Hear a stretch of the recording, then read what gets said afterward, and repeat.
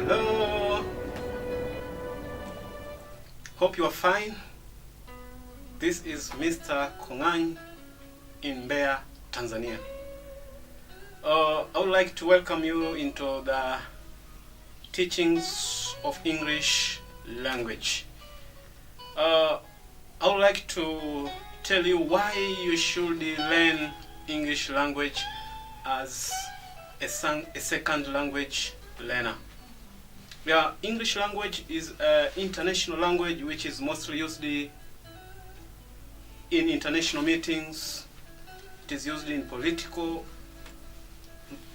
it is used in technology and many areas. So it is very important that we learn it as a second language. So welcome once again, so that we can understand or we can go together to learn about this very language. English language, as I've introduced it to you, it is a language which is used in mainly two countries, that is England and United States of America. So these are the countries which use English as a native speakers. But there are also countries which use English language as a second language, like our country Tanzania, Kenya, Nigeria, and many others. Also there are countries which use English language as a foreign language, like China, Korea, and other countries. So it is very important that we learn English language, so that we may be able to communicate with so many people in the world out there. So here as a teacher, I'm going to just help you capture or catch together with me about the rules and what things should be done in order to be English like native speaker. Therefore, what is very important now, it is to learn about grammars of English language. As we know that in many areas of language, or any language, in many areas of language, there are areas which are easy to learn by yourselves and areas which you need guidance or a teacher to guide you so that you may be able to understand. And such areas are grammars of language. Pronunciation can be learned through dictionaries. Morphology also can be learned not through dictionary, but it can be learned under guidance. Syntax can be learned under guidance.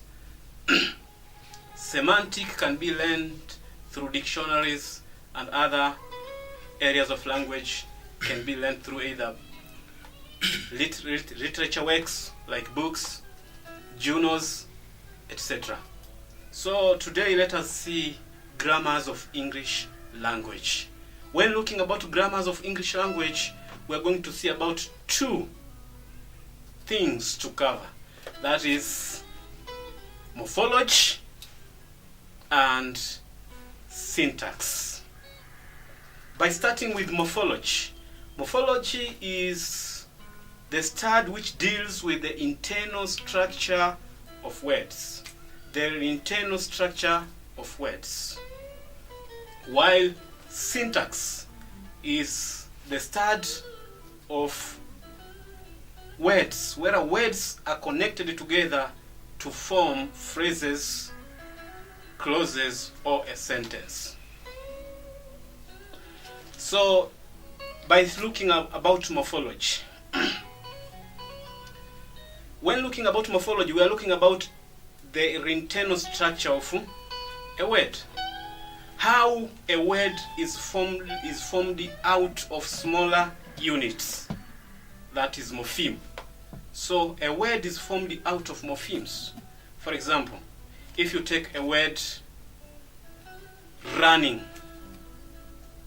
there I shall see there is two smaller units of morpheme which formed the word running. That is run plus ing at the end. For example, education. Education. We have educate plus ion at the end. We have politicians. Politicians. Then we have politics, in and s, or an s. So morphology, we look about how morphemes are connected together to form a word. So there are words which have one morpheme, others have two morphemes, others have three, etc. So let us look now about syntax. Syntax, as I've already introduced to you, that syntax is a stud whereby words are connected together to form sentence, clause, or phrase. Syntax is a stud which connects words. So let us see what are these words, because we have seen that syntax, in order to be able to know about syntax, we need to understand what is a word. A word. So a word is a smaller unit than a phrase, and also it is a bigger unit than a morpheme. So let us see the word classes. Word classes, sometimes known as parts of speech or word categories.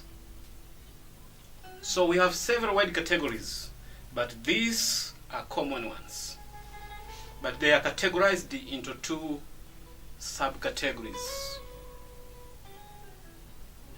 The first are contentive or content words.